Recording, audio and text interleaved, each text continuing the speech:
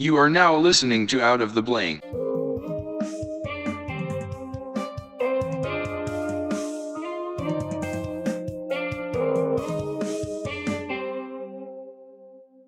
Good evening, everybody. This is Mike with the Anything Goes Project, and tonight we are back for another episode. So this is going to be, again, a crossover episode. So, Mike, Anything Goes Project. Robbie, take it away. Out of the Blank podcast. There That's we all go. There's no project afterwards. We're not that fancy. Awesome. And the soundboard comes in right off the back to piss off the viewers. I love it. I know they hate those things.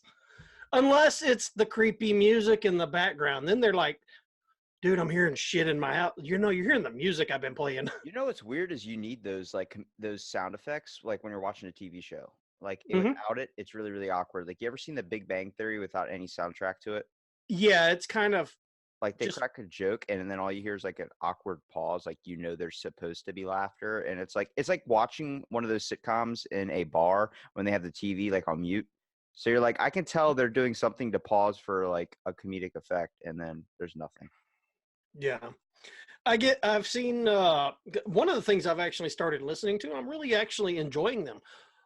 Audio podcast dramas. There's one that's called Blackout with Rami Malek. He was the one that just played Freddie Mercury in the Bohemian Rhapsody movie. Yeah.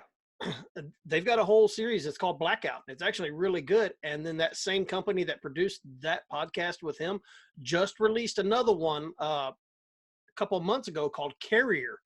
I've been listening to that one. That was damn good. And there's a couple times I've been sitting there because they've got the sound effects, the background noise, and the like shit sounding like it's way over here and stuff like that. And it's like every now and then I'll be sitting there listening to it. And it's like, the hell was that? I decided to do another podcast, and it's in the works. I don't want to give too much information, but it's about 15 minutes long per episode, and it involves just eating cereal, mostly Raisin Bran. Yeah, you need, Okay. but not even like regular like cereal with milk in there. We're just gonna do it dry. Okay, so is this like an ASMR type? No. I'm not associated with those weirdos. I am in the Raisin Bran cereal business only. I guarantee to you, though, it's going to get more views than my own podcast. That's the sad thing. Are you going to do it with just you sitting there eating Raisin Bran? Yeah, no video or anything, just audio. And like I'll do like a like a cornflake or something gets stuck in my throat. Yeah. Make it all Hey, authentic. next thing you know, you're going to get sponsors.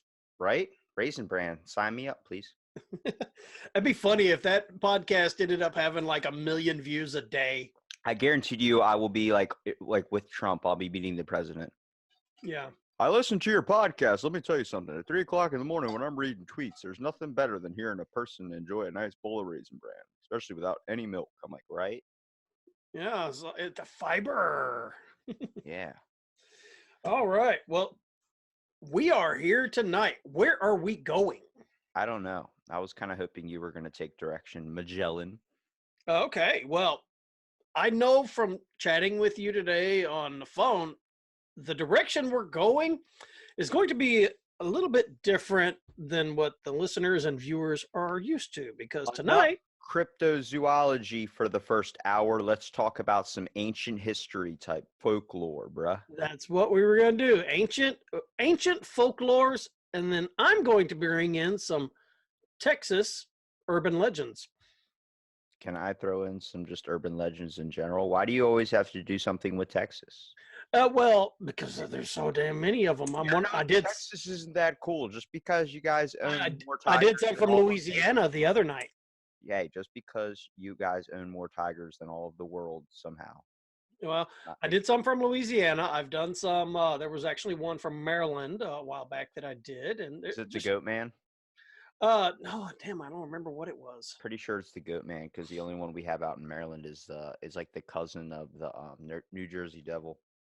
Yeah. The Pope. Well, actually, you might be surprised if you actually Google urban legends and then your state, because there's hundreds of them that come up for. Have you heard of the Pope monster? The what? The Pope monster. It's got a really funny name, but this one it doesn't. It is not. Is Isn't one that of the like a lake monster? No, no, no, no, no, no, no. It's literally like the cousin of the Jersey Devil. The weirdest thing Okay. is where its territory is on like a 2 mile stretch of straight, but it's like a bridge, but it's a railroad on that bridge. So there's no way off of the bridge. Once you're on it, you have to walk the complete miles. So that movie, Or jump.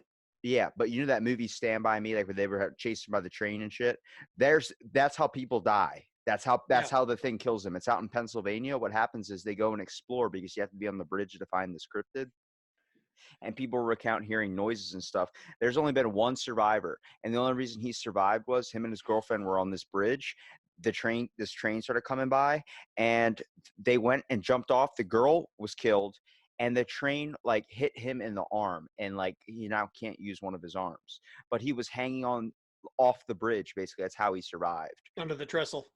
But it's ridiculous. Like you hear that shit, and it's like people go really, really far to try and discover something. Yeah, that ain't no joke.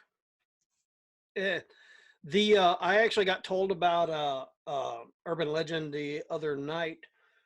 One of the TikTokers I told you I was going to bring on, his name is Greg Runge. He's an older gentleman, about my age, got a really nice looking beard, and but he's going to come on the show. But he told me, he said, "Dude, you need to check out the Dead Zone."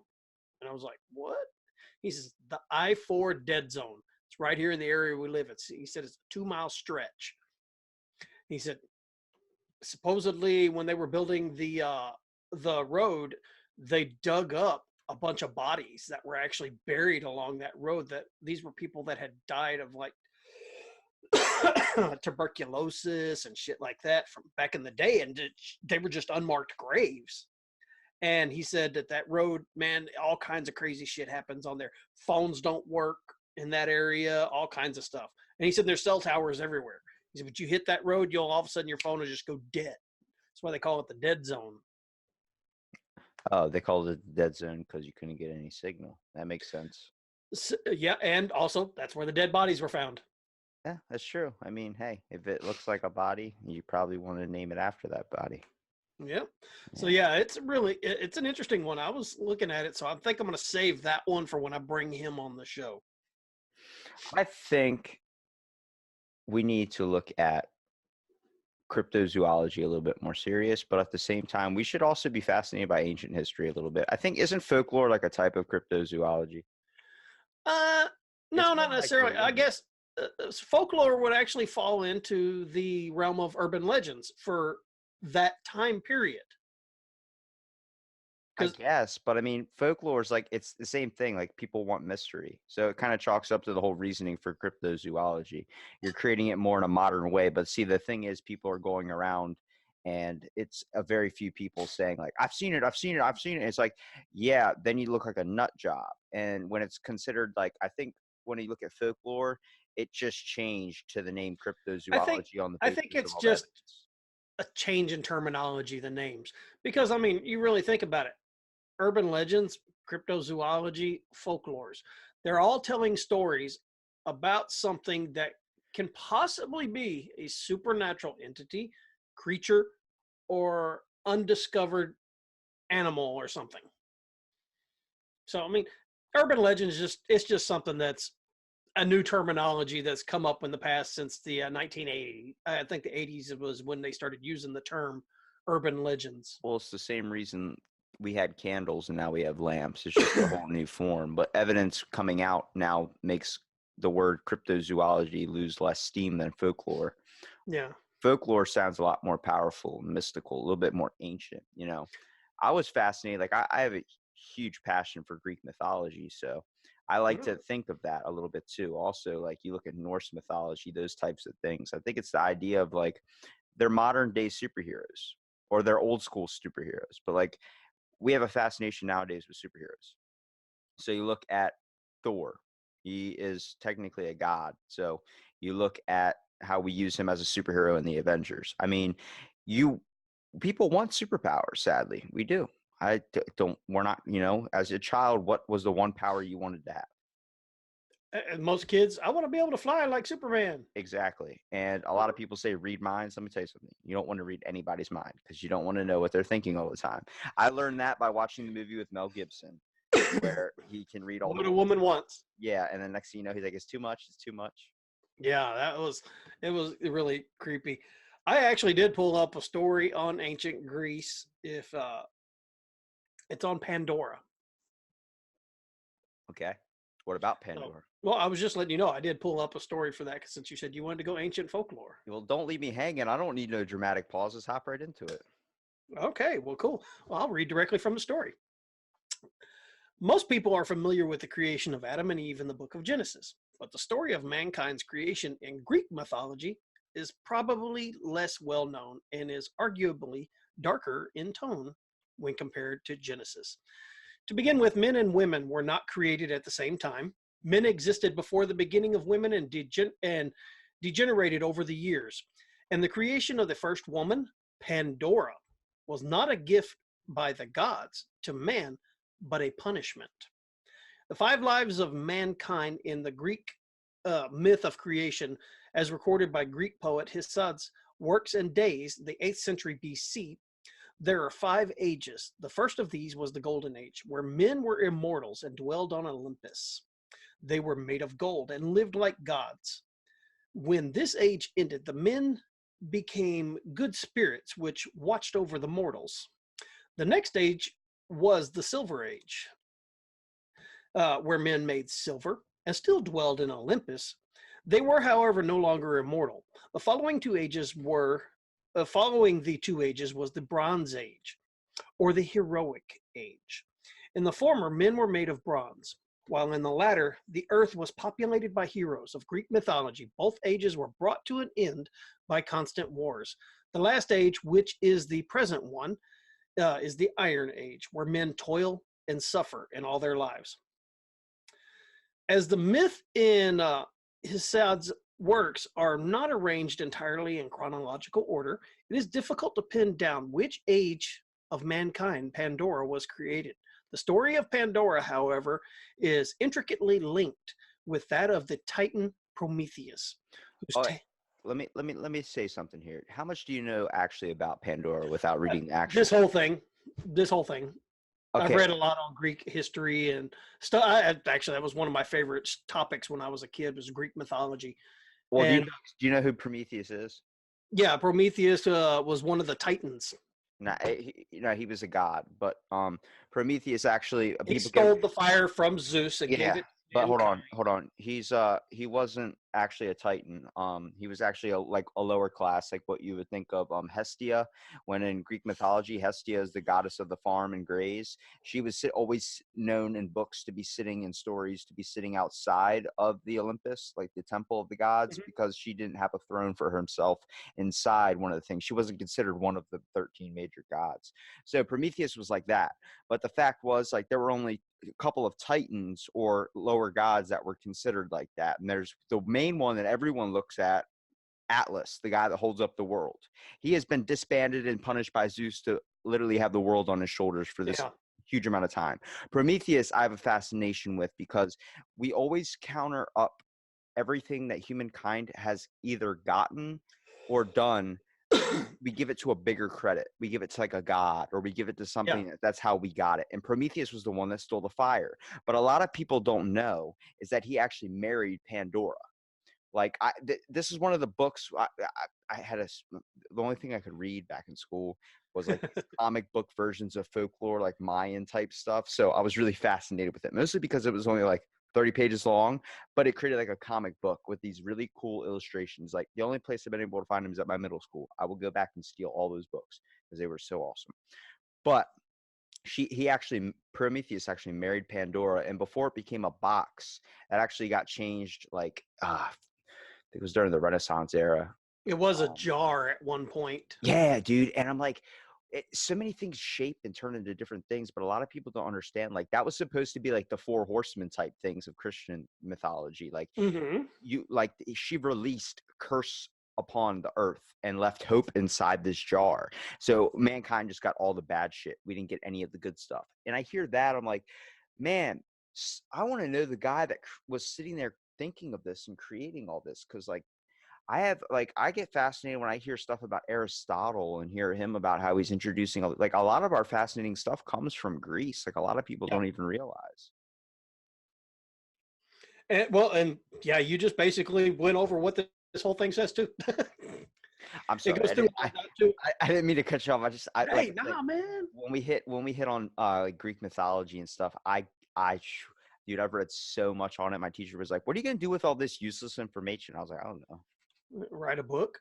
Maybe like write a book like why Greek mythology is better than any modern day religion we have And today." it's interesting. You did mention that, like the curses and everything. I'm just going to go ahead and put this to the side for right now. Save it for the urban legends.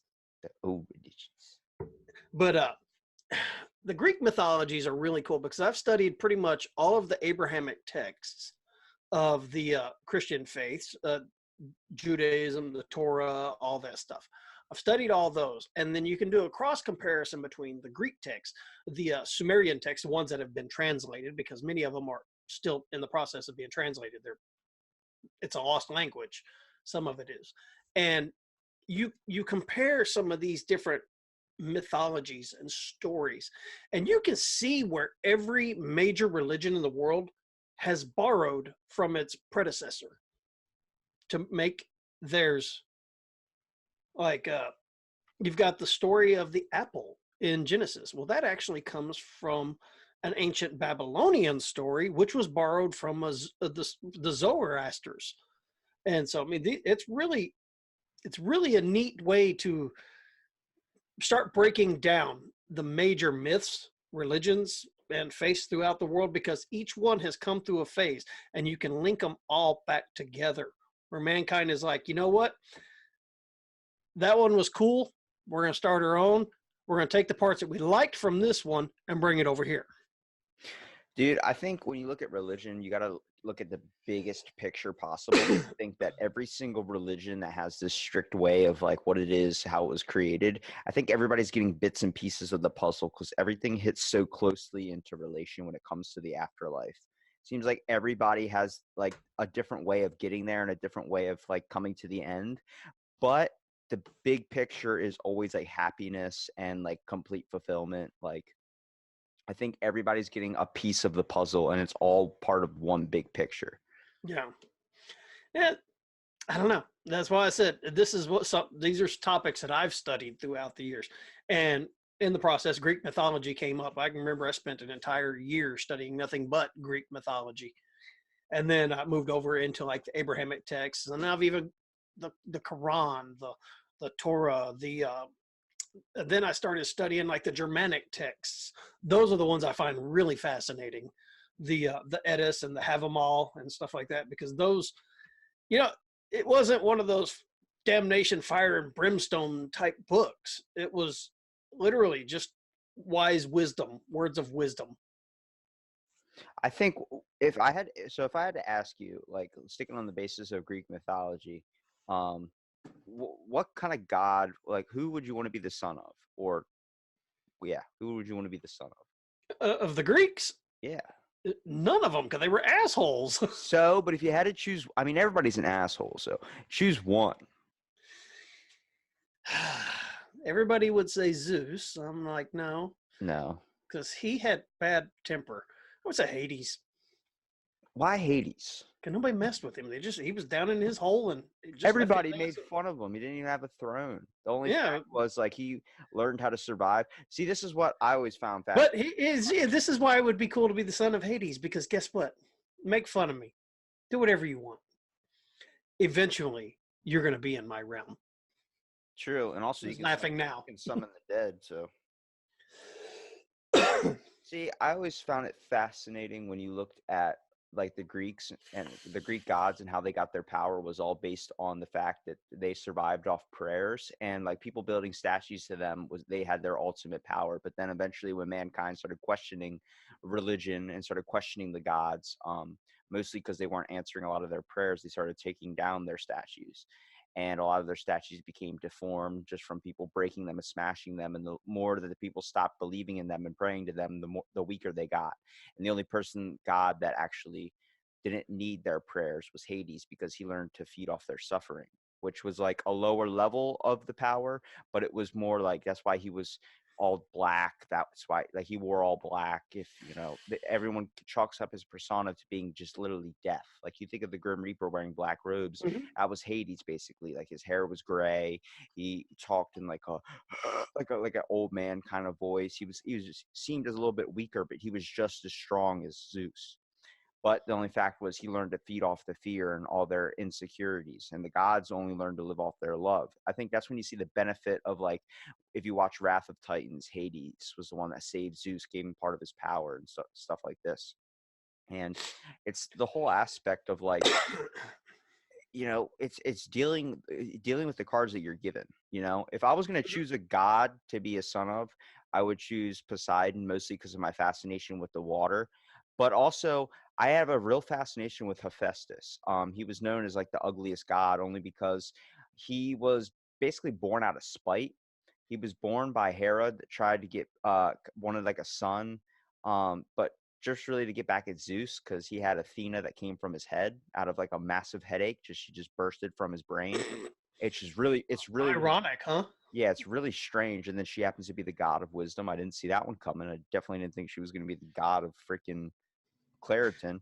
But like, you see that, and then it's like he was he there's so many different versions of him. Like everyone, but each version he comes down to being the ugliest god, but he marries the goddess of beauty, which was nuts.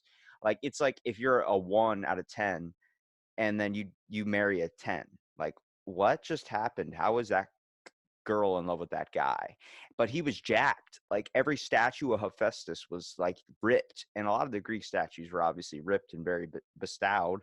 But like his the reason why he was like above, like he was more muscular than Ares, the god of war, who you think would be, physically the most fit god because he was just, battling war, all this stuff. That's what makes you strong. It's athleticism.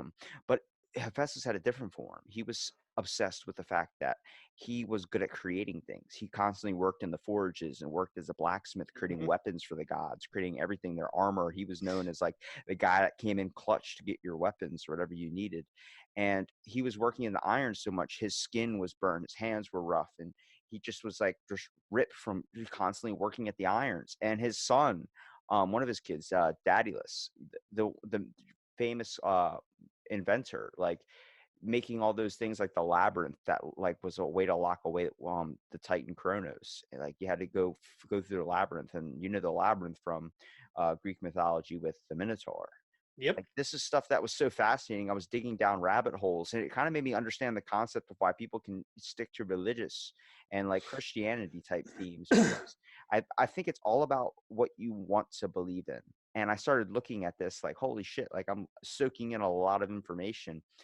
But also how you look at the tools back then and a lot of the stuff that was going on, it was the starts of irrigation systems, it was the birth of architecture in Greece. Like you saw so Mhm. many different things that were just like revelations to what we have today. Yeah, and we don't see those. I mean, you look at like the Parthenon and stuff like that. Uh, we don't see structures like that in today's society. The pyramids. I mean, I didn't even talk about the pyramids. it's almost like humanity went through an enlightenment and then got fucking dumb again. We started taking drugs. That would be well. So The basically, Beatles we're gonna came in, and the Beatles told us about an octopus's garden, and we needed to find out what those yeah. were. So basically, the stoned ape theory. I we found shrooms. Well, I think it's the fact that people realized what McDonald's was putting into the McNuggets, and they're slowly doping us. Oh, conspiracy. The weirdest thing, though, I find is that like how these people seemed like they were so far ahead of their time, even for back then, and even today, they seem like they're way like Leonardo da Vinci was working on building a robot, an automatron. Like he was the one using pulleys Mm-hmm. and things. And his invention list goes on, man. Like he's looking at stuff that was like the first clock and all these types of things. Like he seemed like he was, Helicopters, just yeah, but it's like it seemed like someone was coming in from the side and giving him a little glimpse into the future. and that was what I kind of mentioned to you. Was it were these people's minds wired differently? Maybe they're tapping into something that a universal knowledge, What could the that be though? what we call like the Akashic record. Yeah, but what could that be? Don't know. Like, did they meet aliens, or did the fact that, Hell if I know, I'm dumb as a fucking rock. I couldn't tell you what it is. but like the same thing, like, was it their nutrition? Was it was it the way they were living? It seemed like they were more open to the world where we're kind of disconnected. It's really, really strange, man, because like I can't everyone talks about like you don't know how hard it would be to live in the past. Yeah, but they managed. If you strip down all the technology we had today and just sit us out in the middle of the woods, how long would we actually survive? I bet we wouldn't make it like the first month. Yeah, I'd make it. I grew up on that kind of crap. Survival junk. I'm not talking about like no tools at all. You had to build all your own shit. We're not giving you a pocket knife and sending you out into the woods. We're Yeah, I know how to stripping you make a down, knife. I know how to naked and make afraid. know how to start off with like a flint knife and how to actually make it and do all this stuff. This stuff that I learned how to do as a kid, survival stuff. But I mean, that's beside the point. I mean, these people were doing it back then and making their tools, making these great monuments and feats. And I mean, shit, I just look at some of the sculptures from the Greek era, and they're astonishing how they were done, the down to the minute details. And we They're don't all see, ripped. yeah, and we don't see things like that in today's society. We've got freaking concrete molds of things, and they're blah. You know what's funny is that all those Greek statues you think of that are white, they actually have paint on them. Yeah, They I, faded saw, I over heard. the years. I was listening to something about that where they were talking about they've painted them to kind of preserve them. Well, no, there's paint on them before. It just faded off. What happened was they took a black light and they found that there's bright purples on them. And what happened was they actually painted clothing on them. Actually, the one game that actually gets the correctness to it right is this one game I play that happens to deal with like the gods and all these types of things. And they actually had the statues are like gold and they're it's like tan paint on their skin and then there's like bright purples for the dress. And I'm Mm-hmm. why does it look like that? It looks so weird. But I'm like, no, we're only seeing what it is today. Like it's been thrown through the fucking ringer. Like Yeah, all that well, stuff's worn off. throughout history, I mean, history, the weather elements and things like that that'll actually destroy paint. Look at what your house does. I mean, I had to paint my house a couple years ago because it was fading. So I mean, just Well, UV lights.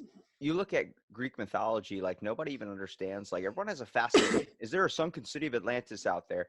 That was a whole idea created by Plato. Now Hmm. you look at that. Now the god that runs all of the Atlanteans that created that whole race. Do you know who that god is? No, it's not off the top of my head. His name is Triton. Oh, try. He's Yes, the now. son of Poseidon. So Yes, you now I hear know. that, and he's the one that like Poseidon's the one that his kids were cyclopses, his kids were like krakens, his kids were like the weirdest sea creatures and monsters you could ever think of.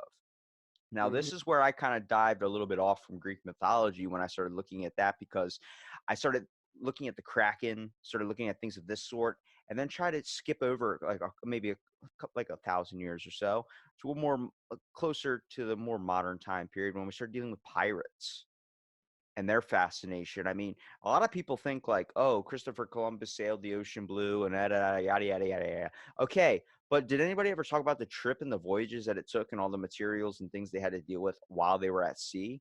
Going batshit crazy, thinking they were seeing women like mermaids out to the sea and swimming out to go get them and then dying and drowning. I mean, we know the lore about sirens singing people or pirates to their death, like men to their Yeah, grave. And the whole idea was they were on a ship with nothing but other guys for months. Nobody's known how to masturbate yet, as far as history knows. So yeah, they're they just knew how.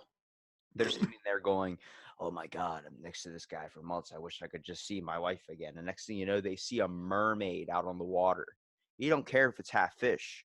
Even if the bottom half is fish, you're still going to go over there and find what you can do with that. I mean, that's what made them go batshit nuts. In the same time, like they're looking for gold and there's ships that have sunk because people say they had too much gold. You're like, what happened? They sunk because they had too much gold, that they just didn't decide to throw the gold overboard? No, because that idea of losing that money was worse than death. Yeah. And that was something they were going to bring back to get their prestige and their power. That just fascinates me because it's like we talk about how mankind has a power to consume and a power for more, and that power for more can go over your own life. Yeah. Well, we look at people who want more and more and more within business societies and stuff, and they're willing to break laws in order to get this more that they want. The embezzlement. It's human nature to want more, especially if you've had a taste of that power, of what that more can get you. What types of things, would you be able to do now that would cause you to sacrifice your own life besides your children? But like, what type of possession do you have? Do you even own a possession that you would sacrifice your life for? I don't have a single damn thing that I would own that much or want that much. If someone gave me $1 million, I would not sacrifice my life for it. If someone told me to jump off a bridge for $1 million, I wouldn't do it, even if there was a chance of survival, because money's not that important to me. But it's been Yeah, well, it's that way with me. But you think about it, if of these people that have killed themselves because they've lost their material objects. the type of people that go into Fear Factor. Yeah. You want to drink horse semen for $20,000? Yeah, I'm gonna pass. I'm good. That horse can keep his stuff. But that was a thing on Fear Factor. They drank horse. Yeah, I think they Awesome. actually that episode ended up getting pulled. That was the episode that took Fear Factor off the air. Yeah. Yeah, it was. I heard it was. I think it was actually on Joe's show. They were talking about it. Yeah, he was saying that was the one thing that ended it, and he was like, "That's it. I'm done. Not doing that anymore." Yeah, he said, now we're just getting into the extreme. He said, I can understand nasty foods that other cultures actually eat, something that we would think is nasty. He said, but now we're just going to how far can we push this?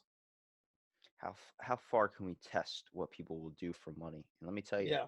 sometimes I don't think we have limits when it comes to what we would do for money. People will do some crazy shit. Mm-hmm. Like become an assassin. Become an assassin. Yeah. You think about it. What do assassins do it for? They want their money. Hired hitmen. Oh shit. Yeah, they're not gonna do it for free. They feel like that's the only thing they can do, though. No, still, they're not gonna do it for free. Yeah, true. But I'm also not going to pee on people for money. Actually, that might be an easy job. Shit, if somebody wants to pay me $100 an hour to pee on them, great. Yeah, I'll drink I a got a 40-ounce Slurpee. I mean, hell, come on I got over a here. glass of tea right here. $2,000 right now. Yeah. Shit, if somebody wants to pay me $2,000 to sit and listen to me talk for 2 hours, I'm here. Well, let's try and keep it entertaining. What did you want to focus on? Well, no, I wasn't necessarily focused. It was you asked me what kind of topics I wanted to talk about, and I was like, well, my normal stuff I talk about. Saturdays, I usually talk with an individual, and I've already done that show with you. We talked about you. But just right now, I've got some urban legends that I've got pulled up already. Well, let's hear them. Don't keep them a mystery. Well, what was it, 2 weeks ago that I did the urban legends on the Black-Eyed Kids. And the reason I brought that one up, I'm bringing that one up tonight because we're talking about Texas urban legends. Well, the Black-Eyed Kids urban legend actually started here in Texas.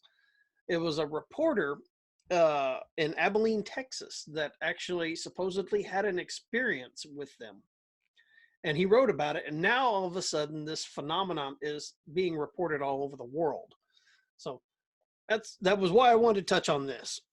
And it says, children are creepy in context.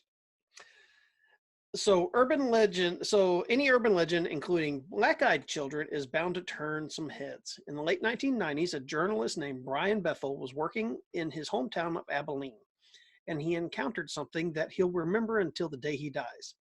He was parked outside a movie theater when two children knocked on his window. For reasons he couldn't understand, he was completely gripped with fear. He rolled down the window, and the kids asked for a ride back to their house so they could get cash for the movie. His fear made him hesitate, but the kids were persistent. They kept saying weird things like how they weren't armed or anything like that. Once Bethel looked back at the kids, he was terrified to see their eyes had turned pitch black. They started screaming at him that that they could only come in the car if he invited them in. He quickly drove away. As a journalist, he spread the word and was surprised when other people wrote back saying that they had had experiences with a similar situation. I find that one interesting because of that simple sentence that he said that they told him, we can't come in unless we're invited. Yeah, well, I hear you knocking, but you can't. Yeah. It's really weird because you think about a lot of like monsters or types of like urban legends, folklores. Like, let's think of Dracula. Vampires can't go into your house unless they've been invited into your home. Yeah. It's like, sir, you're immortal and you kill people and suck their blood out while they sleep. And you want permission to enter my house? Yes, that would be very interesting if you could let me into your house. It's like, no. And shut the door right on the Because a lot of times these legends, when they are first created, there's got to be some way for the humanity or the good guy to be able to survive this. It wouldn't be that fun of a legend if Dracula could just do whatever the hell he wanted to, just storm through your house without ever asking and just kill everybody in the room. No, there has to be something, and I feel this falls a lot on like religions as well, is he is going to tempt you and you're going to willingly have to let them in. I think the fact, like, the only thing I really became fascinated with when it comes to urban legends, or I think Frankenstein, dude. Frankenstein and Bigfoot.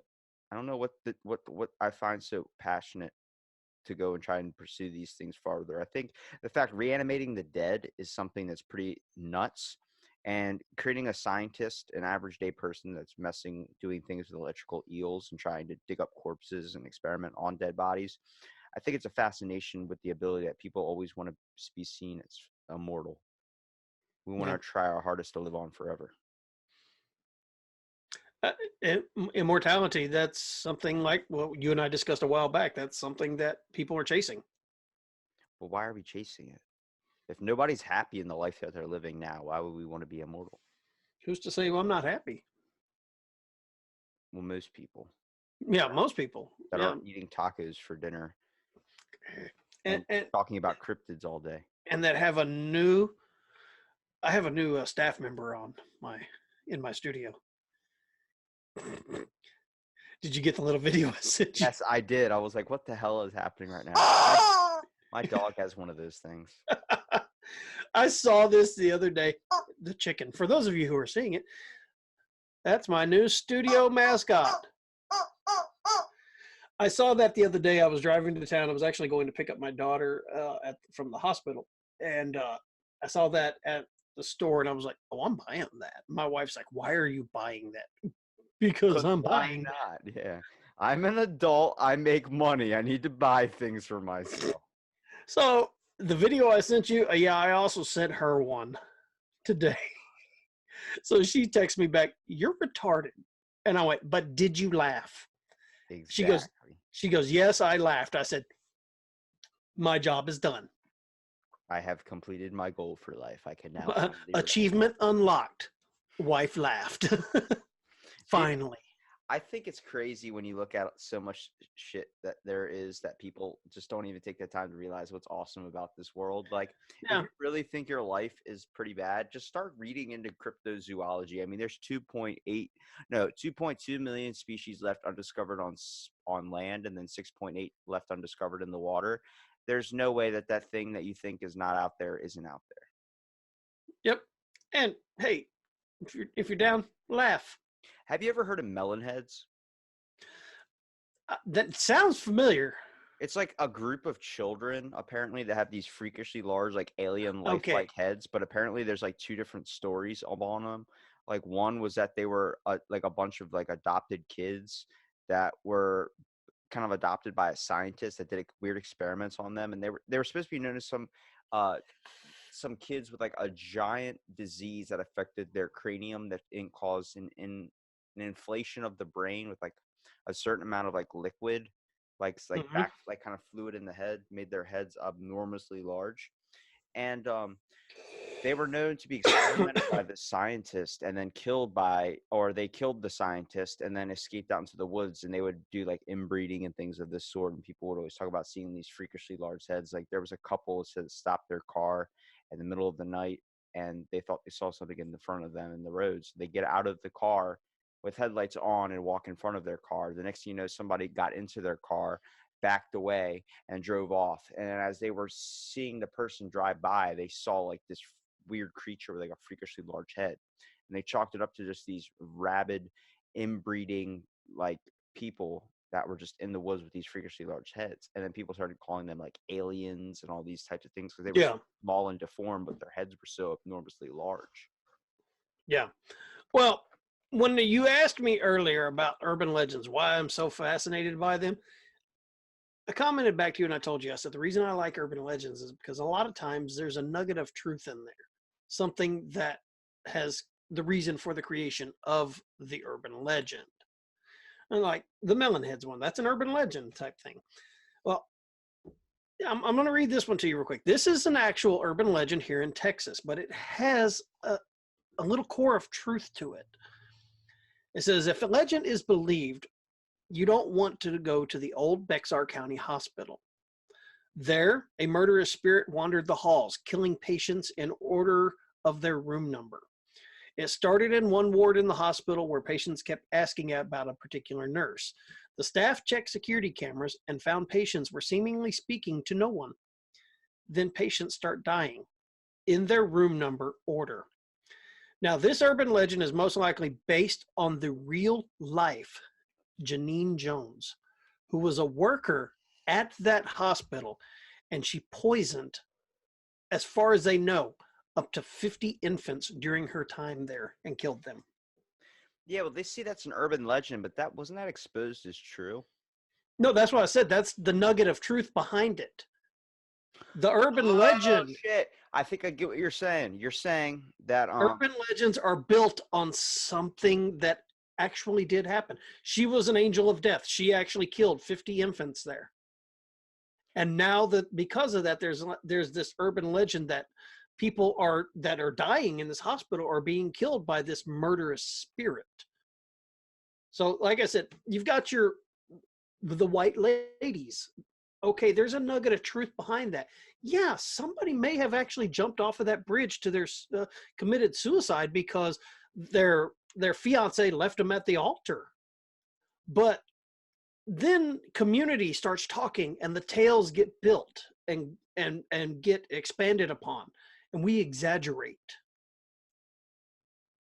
and then you have the birth of the legend, it's the and storytelling thing. it's the The fact that storytelling. you tell a kid something and he goes and whispers it to a bunch of people, it gets spread and gets changed along the way. Like there's always a nugget of truth. Now I see what you're talking about. Now you got it. That's why I am so fascinated by urban legends and What about the studying urban legend of Men in Black? the Men in Black. I don't know, honestly, because I've heard so many accounts of that, and it's always after some sort of UFO sighting that this happens.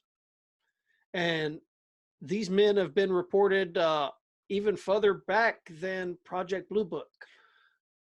Dude, it tosses me up to my favorite urban legend when it comes to like video games, and it's the legend of Polybius. You ever heard of that one? No? Polybius? I don't know how you pronounce it. It's really weird, but there was like an arcade machine that they were using to like basically CNES test people. Like they were trying to test their education. Like, what would you do with like this certain amount of choices? It was like one of those games that you would play where you would be like, Like the there's a last Starfighter. no, like there's a brick in front of the road. What do you do? And it gives you like four list of options. And it like they would just take the results from all these different questions and they would use it to kind of understand people in a way. But they were this machine, like was only available for like a certain amount of time, but it was in like arcades, like it just randomly popped up. The weird thing, they chalked it up to being part of MK Ultra. So I did a podcast on this machine and the Men in Black, and I was like, there's been reports of mysterious black Cadillacs with no license plates and these weird strangers that get out. And when they get out of the car, they don't look like Will Smith. They don't look like these certain guys that you just don't remember who they are because they use some machine to make you forget them. Yeah, No, they're described more like the guys from that TV show Fringe. they're basically like burn victims. Like they have no features on their face. They have their eyebrows shaved off. They have their hair Hmm. shaved off. They have their skin basically surgeryed up. So like there's no facial features at all. You can't really tell if they're smiling or not. And they're just reported wearing all black and getting into these Cadillacs. People have talked about seeing them and things of this sort. And they used to go to these machines. And the weirdest thing about this machine that Polly buys was like, it was known like sit right next to Space Invaders and Galaga, all those little arcade machines that people would play around like the 1980s when that game kind of circle kind of broke out. And it That's my was jam. people talked about like there was just this bland machine that just said the name of it on it. There was no detail on it. The whole machine just looked like there was just 8 screw holes, like, you know, so you could open it up and get all the information out. And people talked about recounting and seeing these weird men come up with like this weird technology, like advanced computer, and just start taking all the information out of the machine. And you're like, what? And like they were questioning people and testing them and getting results from them by giving them like basically like an involuntary like survey test, like seeing what you would do, like answer this survey. You like you don't get that option on, like you get that option on your phone, you don't answer it. You know what I mean? You're just like, I'm not. You almost want to look back and almost attribute this to like the Watchers phenomenon. Dude, I mean, but people talk about it being with MK Ultra, and there's been a lot of shady stuff with MK Ultra. A lot of Yeah. people still chalk that up to being an urban legend. I'm like, no. First of all, people talked about like MK Ultra being a very psychoactive study. Like it did some insane drug testing on unsuspecting people, causing them to be like secret agents and shit, like doing these double forms, you know, a type of mind control in a way, and also autosensory deprivation. But when you look at this machine, like it was just randomly up in these arcades next to your favorite game, like Space Invaders or Pac-Man, Hmm.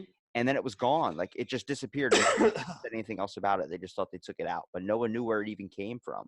But it gave Yeah. feelings of disorientation, like amnesia. I think it was like they were also like severe game addiction. People were just becoming hooked to this thing Yeah. that you felt like. I can't remember seeing that game because I spent many, many, many hours in an arcade. My uncle actually ran an arcade when I was younger. So I basically showed up there and he'd slap a roll of quarters on the counter for me, just like, here, leave me the hell alone. So, I mean, I honestly, I don't remember uh, that game. So it would have been cool if I did, but yeah, I don't ever remember seeing it in the arcades that I've been in my years.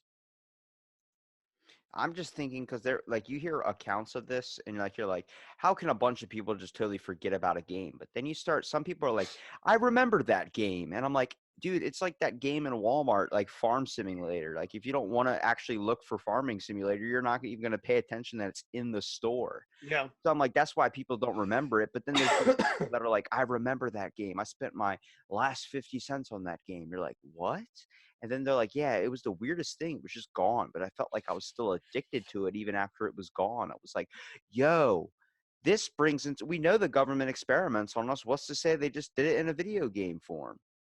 Yeah, and there's been so many movies that have actually popped up over time about these different video games are being used to find somebody that can crack a code or something like that. Hell, one of my favorite TV series, Stargate, uh, Stargate Universe. Did you watch that one? That series? No, I did not. The game, there was a code that they were trying to crack to power the Stargate, the one Stargate they could never get powered up.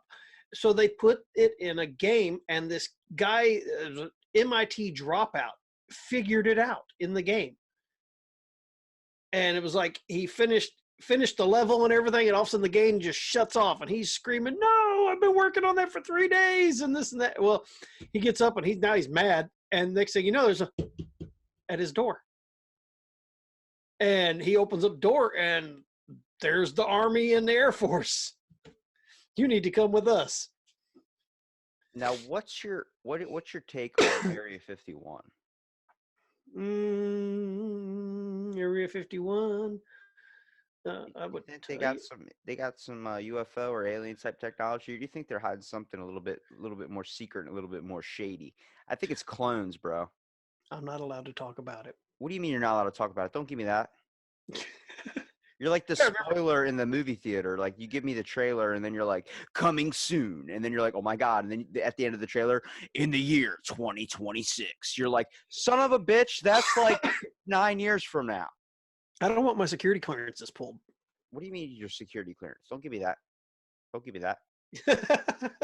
No, I can talk about Area 51 all I want to. That Well, doesn't let's bother go. me. Come on. I'm I asking. don't know. You think I don't know what's at Area 51. I've never been in the complex. Are they experimenting with? I've driven around the area, seen the signs and stuff. So, Well, when tell did you, you it's when just did you do speculation. this? When did you do that? Because you're not allowed to do that anymore because they bought up all the land around this Area 51 because of the fact they got all these people that are saying they're going to go raid the place now. So now Oh, this was probably 10, 15 years ago. oh my God.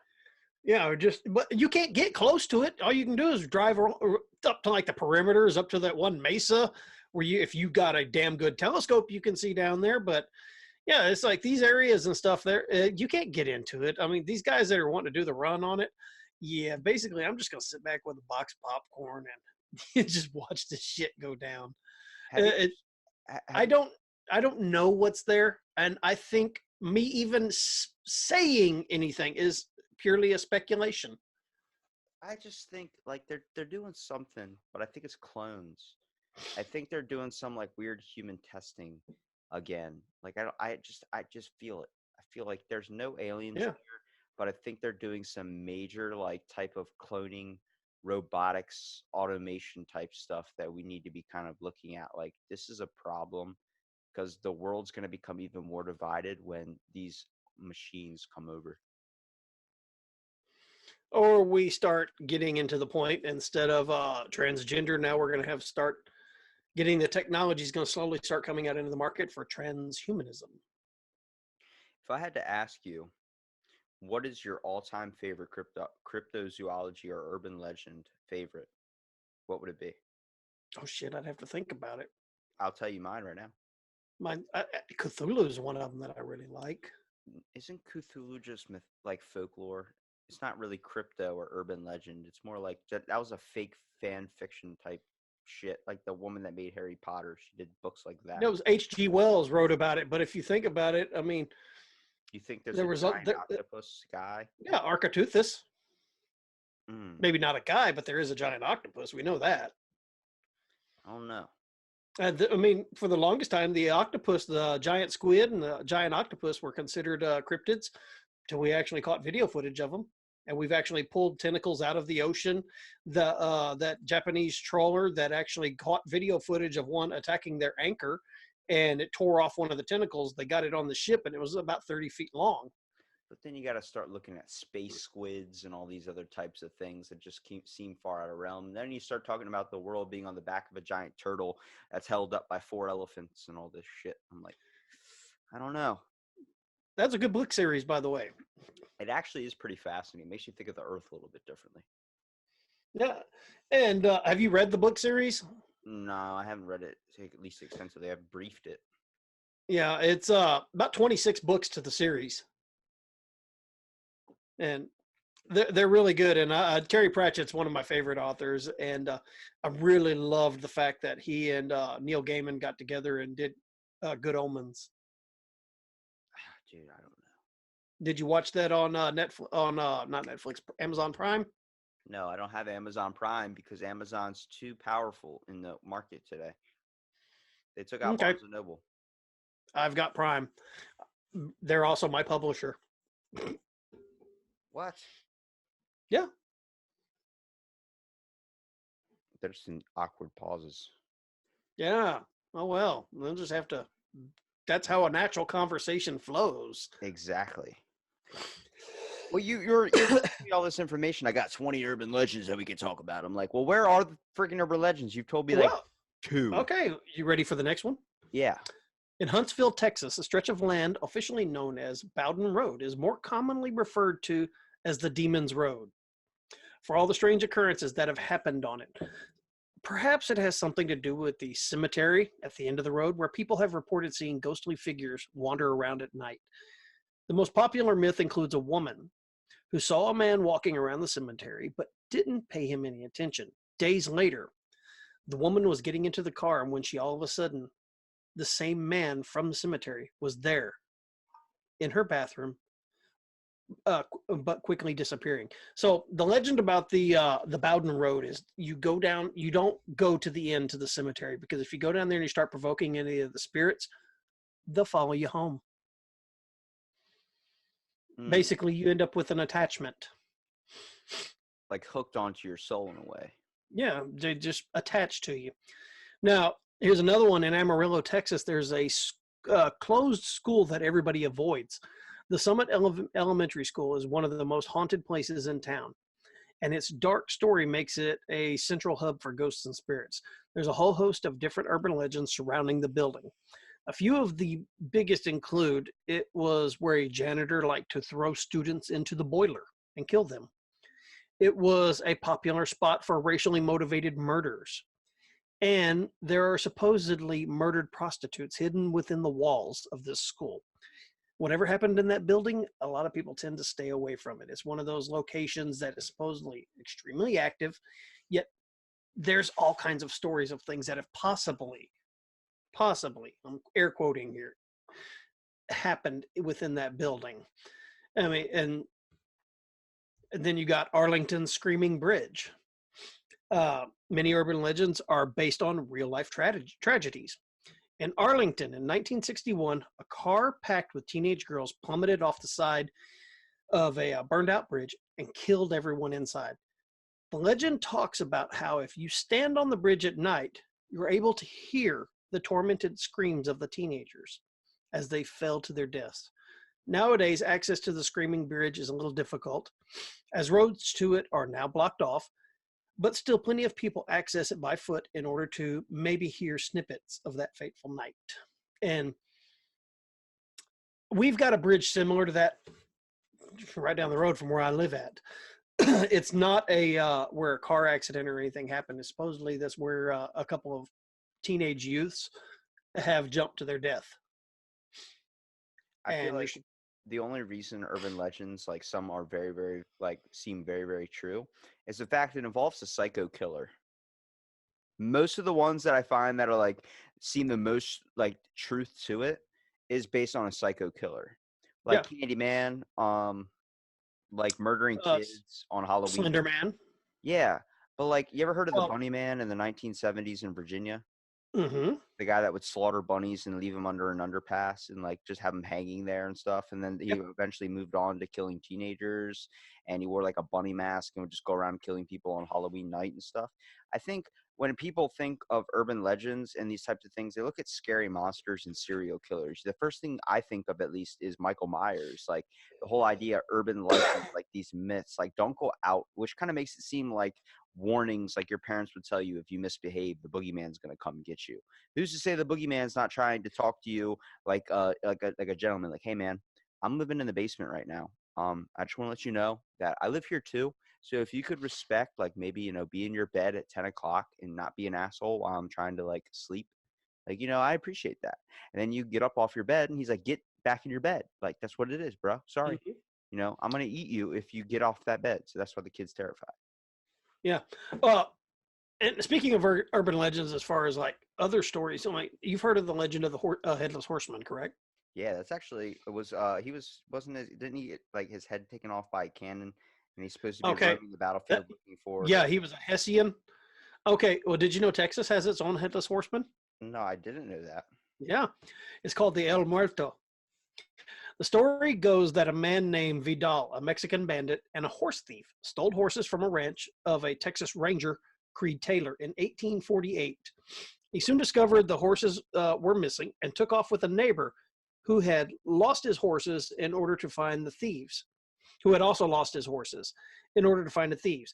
They both ran into Bigfoot Wallace near Uvalde. He agreed to join the hunt. also a ranger. He had a lot of experience and little forgiveness when it came to horse thieves. Soon after their search began, they found the horse thieves and killed them all. Bigfoot cut off Vidal's head, mounted his body firmly to the saddle of a wild Mustang. He also put his decapitated head in a sombrero and secured it with a strap, attaching it to the saddle. The wild Mustang roamed South Texas, scaring everyone who encountered it. The duo, also named El Muerto, and was blamed for all sorts of misfortunes. A small group untied the man from the saddle eventually, freeing the horse from its grisly rider. Though the corpse was shot many times with both bullets and arrows and buried in a small town cemetery, people still claim to see the headless horseman wandering the plains late at night. It's so weird how back in the day they thought of horses as being like if you stole somebody's horse, you were basically sending them to death because that was how they got their food. That's how they got their crops done. That's how they got their Did money. you That's how they got know that travel. still on tech in part of our Texas laws, you know how states have what some of these laws that are like weird and outdated? There's still one law on the Texas books that they never removed, that if you are caught around somebody's ranch, around their fences, and you have wire cutters in your back pocket, you can be hung for that, because that was what they considered somebody was a cattle rustler, cutting the fence lines. Man, I'm telling you, dude. When you think of this stuff, you got to think of like if you took someone's iPhone today, what's gonna happen? Like, what type of urban legend are you gonna be? You're gonna get murdered, son. That person Yeah. can't reach that Snapchat. That's our horse now, man. That's our travel. Yeah. That's how we sustain ourselves. And another one of the urban legends that is real popular around here, specifically in my area where I live at, Cope Settlement area, Bigfoot. Bigfoot. There's supposedly many people who have seen it around this area. I live right on the Lavaca River, the Lavaca Navidad River, and it's got little islands around it and branches off. And I've canoed up and down this thing. And supposedly there's a bunch of people that have actually seen, there's Bigfoot sightings all over the place. Actually, there is an organization in Beeville, which is only about a 45-minute drive away from here, from my house too, that is dedicated to looking for Bigfoot in this area. So, I mean, there's groups of people that go out looking for Bigfoot. I don't think that's oh wrong. yeah, well these are supposed sightings where people have had. I was reading one that actually showed up in our local newspaper. Somebody said that whatever it was big, huge, hairy, came up onto their back porch, tried to kill their dog, and then stole a 50-pound bag of dog food. Well, that could be some guy's grandma, depending on where you're talking about. Well, Big, we're not in this scary, huge. and hurry. Dude, what do you think about Jekyll and Hyde? That's a very interesting story. I love that. That's it's a great representation for people. Like for having it our so darker up. inner side. Oh my goodness, dude! It's how we represent ourselves to the everyday people: elegant, sophisticated, classy. But when the lights go out, we see our dark demons. Ooh, dude, I'm telling you, when you look at that stuff, one of my all-time favorite movies was the what's the movie with Hugh Jackman in it? That was Van Helsing. Van Helsing. That is a job I would want back in the day, dude. Being able to hunt these types. That was actually a really good movie. I did enjoy it. I had a lot of friends that were like, dude, you got to see Wolverine kill Dracula and shit. I had a lot of friends that told me that, oh, that movie sucked. That movie sucked. Oh, God. And I ended up buying it because I enjoyed it so much. And my wife said, whew, Hugh Jackman, he makes a sexy werewolf. I think all the facts that you look at when it comes to urban legends, besides being chalked up to a serial killer, it's also a lot of the really, really giant, nasty, disgusting, like the ones you would think would be like the most dangerous, seem to have a really caring side to them. Like they give them a huge amount of humanism in them. Like the fact that you look at Frankenstein during Van Helsing and he was like, why? Like people are trying to kill him. He's like, I just want to be left alone. And he's like, just like crying and screaming and like people are burning him down, trying to kill him the whole time. And then like when he like comes out and gets like angry, like scared, like just roars. everybody freaks out and starts running away like he's going to eat them. He's just like, I'm here to help. Like, I just want to be alive. I'm like, that's people today. They're afraid to help. I'm like, that's what brings such realism and gets people hooked on these types of stories. Yeah. And you remember, what was it, a couple of weeks ago? I don't know if you heard that podcast where I talked about, where we talked a little bit into urban legends as well. And I talked about one of the urban legends where, like, supposedly if you park on some train tracks and like some little kids or something will push you off of the tracks at a certain time. That's actually based on, for Texas, that we have that same urban legend here. And that's the intersection of Shane and Villamon in South San Antonio.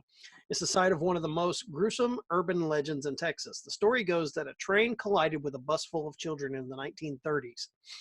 The train's engineer tried pulling the brake but couldn't stop in time. 10 children lost their lives then and there. These children, however, make sure that others do not meet their same tragic end. Any car parked over the tracks will be pushed off of them, out of the way of any trains. You can cover your car's bumper with baby powder and actually see children's handprints once they've rolled you to safety. But you may not need to go that far, as you may hear the voices and laughter of the children as well. So, see, I mentioned that one, and there's a very similar one in almost every state I've been to. But this one actually had a background to it. In the 1930s, there was a bus that was hit by a train there, and I just hiccuped. As soon as you said there was a bus, I immediately started thinking of the song, Once Upon a Time There Was a Bus, There Was a Bunch of Children. And it's like, that died in a grisly fire crash. yeah, right. It's always something terrible at the end, like shit. This was such a happy song. What happened? Whatever happened to all the bus trips, Magic School Bus? Going inside the human body, kids. We don't need permission slips. Yeah, we're going to show you about vaccines. I love the one where she took the adults on vaccines. God. Actually, it wasn't even her. It was her daughter was driving the bus, and she took a bunch of adults to see how vaccines work. That was a funny one. One more for you. Ellis County locals, especially in Terrell, warn against taking candy from strangers. Okay, hold on. I got a big one on this one because that urban candy legend about people poisoning candy is fake. That is some hogwash. This isn't about poisoned. Hold on a second though, but this is what I wanted to say, because before I did a podcast on this, because I was always told when I was a child that like, oh, don't pick up that pixie stick from the ground. Someone could have laced it with heroin. Someone could have injected poison into that candy. There was one account, of a dad that poisoned his son for life insurance. He killed his kid and then tried to poison other kids in the neighborhood to make it look like it was a candy outbreak, like poisoning. And the other kids did not eat it, and only his son ate it. And then that guy got locked away. Okay. Now listen to this. The only other times it has ever happened is when a kid mistaked a piece of candy when it was a drug. Like there was a kid that ate a large amount of heroin thinking it was like Fun Dip or some shit. Those very few stupid people. Yeah. But all right, razor blades. Hold on, razor blades and candy. There were kids that were staging that. They would eat a piece of candy, and then they would have like a razor blade and stick it inside of it, and then tell their parents, "I found a razor blade in my candy." It's all that's a good way to get attention. Exactly. Now, but this one has nothing to do with poisoned candy. It's back in the early 1900s. Many children went missing at night. Legend has it that someone left candy on their windowsills. After the children ate them a few times, they received notes on the wrapper. Then suddenly, they up and disappeared. The town held Clara Crane responsible, nicknamed the Candy Lady. She had killed her husband with poisoned candy after he accidentally killed their only daughter. Many believed she was involved as her release from the North Texas Lunatic Asylum coincided with the first wave of disappearances. Even if you're not a child, be scared. Adults have discovered rotting teeth in colorful candy wrappers. Some were discovered stabbed to death. Some of the kids were discovered stabbed to death. with pockets brimming with candy.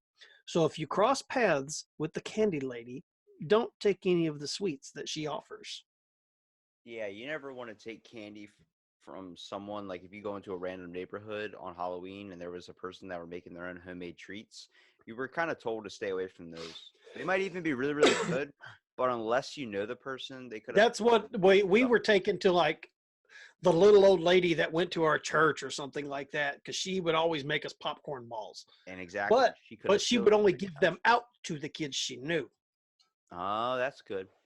See, because there was a lady that got arrested for sticking rat poisoning in candy, and trying to give them out to a bunch of like kids in her area because she hated how they terrorized the neighborhood and played pranks on her, TPing her house and stuff. So she poisoned a bunch of treats like cookies and stuff and gave them out to the kids. And next thing you know, they were like, "This is filled with like a type of poison. It smells really bad, and I'm not going to eat it." And then she got arrested and stuff of that sort. But like Yeah.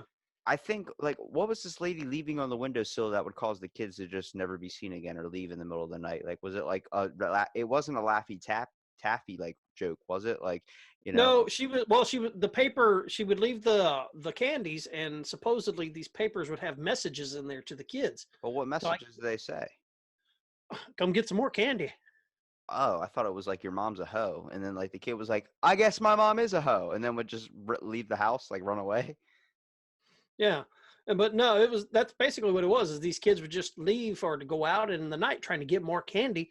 They'd find they found several of the kids, a few of them stabbed, like some of the kids' teeth, like I said, were found in candy wrappers and just weird stuff like that. It's But James Woods. yep. And Ooh, it's piece of candy. Ooh, piece of candy.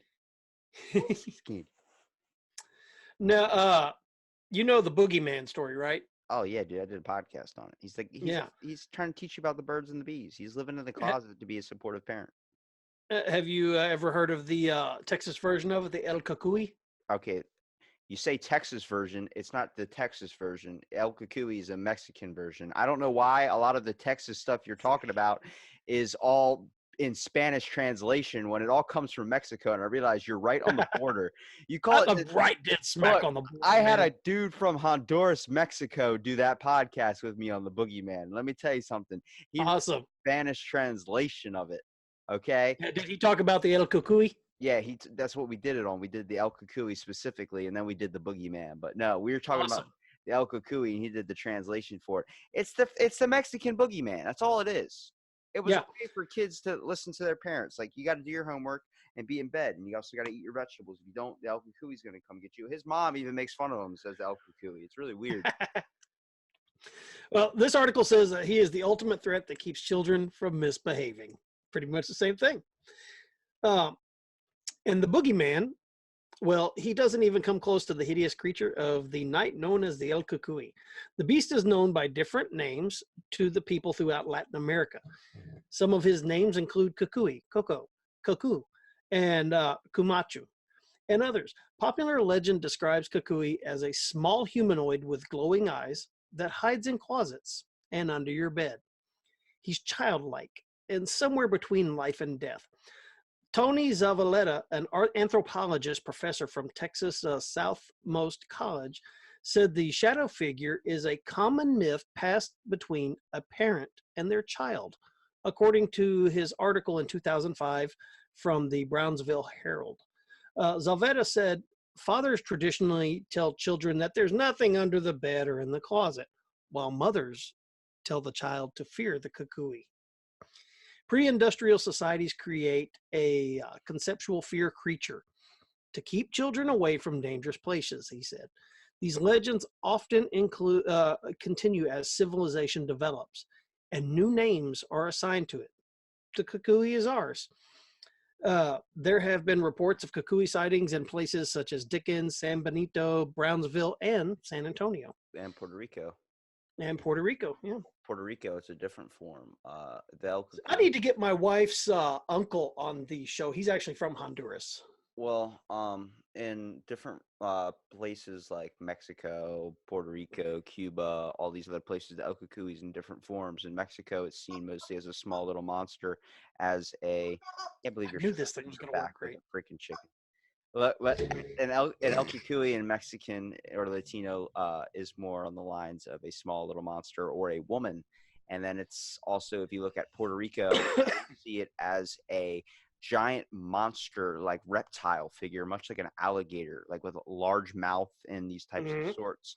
And I'm like listening to it. I'm like, they're all getting a grasp or a little glimpse of this monster. Same thing with the chupacabra, where I thought it fascinating. Someone they saw a chupacabra was a coyote with mange.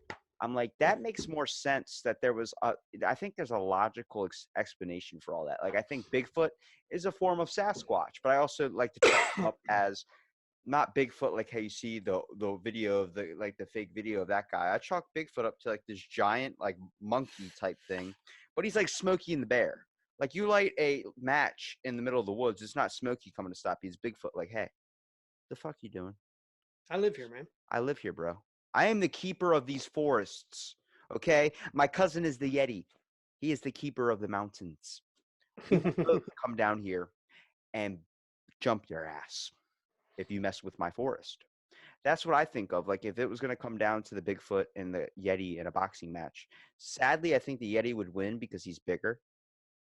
But I don't know. I don't know. Bigfoot's Yeah. mystical. Bigfoot could. I always picture Bigfoot in a yogi robes coming out with like a giant wooden staff.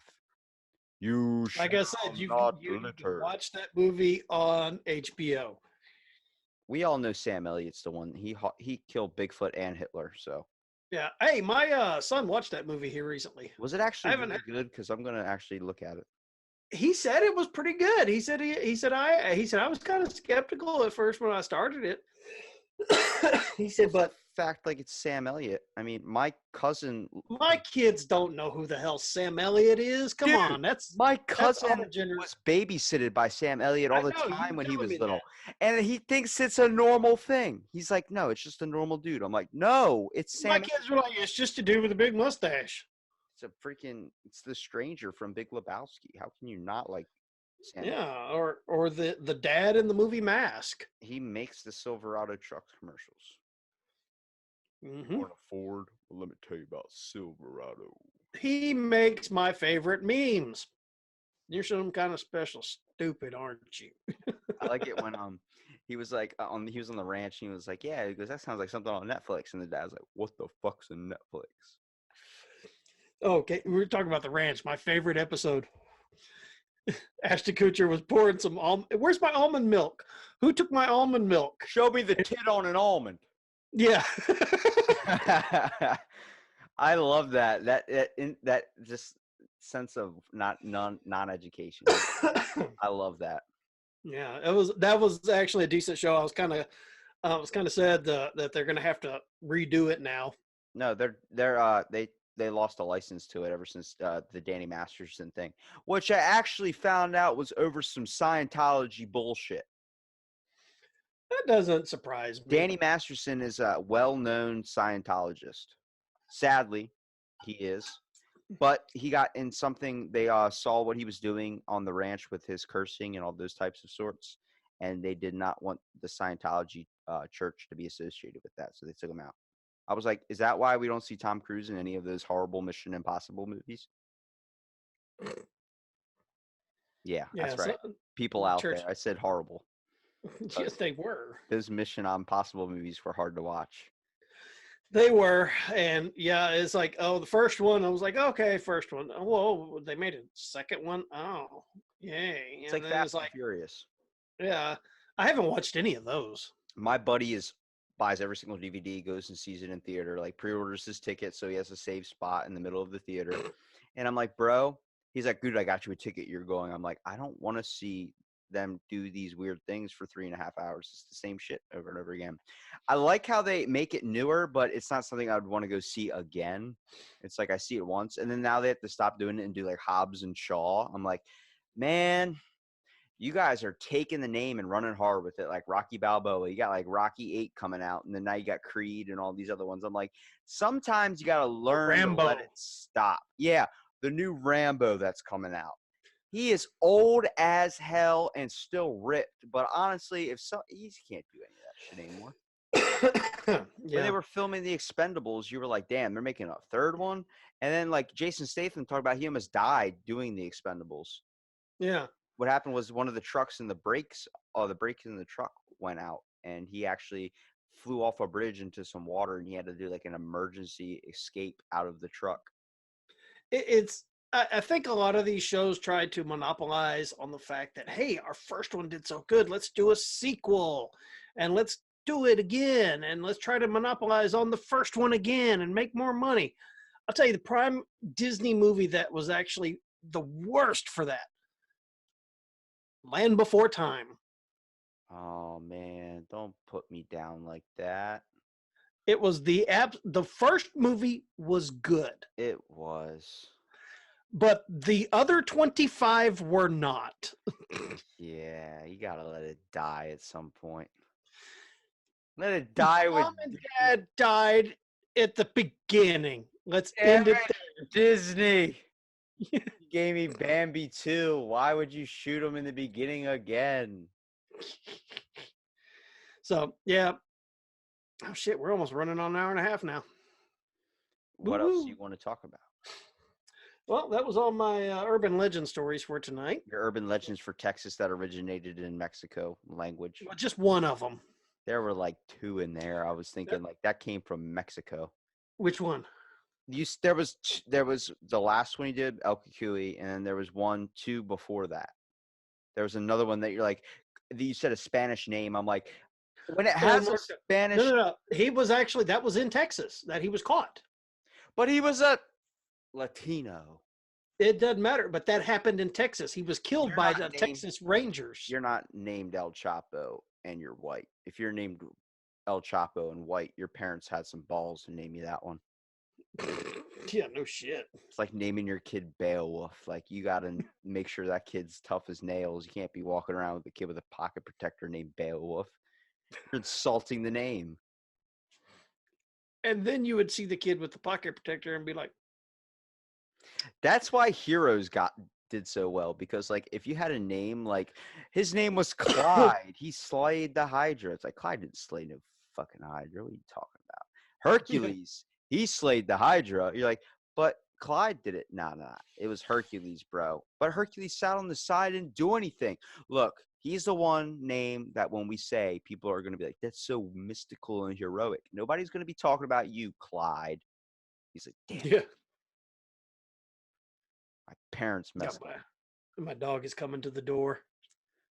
Your dog's coming to the door. Is that a reference to something? No, I can hear him outside the door. He's got his nose under the edge, sniffing, trying to find me. He saw how right I was about, heroes having these amazing names. I think one thing that really freaks me out. Or he knows I have the dog biscuits. That's true. And also you have a dog toy in your house that is new. Now Not a dog toy. It's a chicken I that bought squeaks. that in the adult toy section.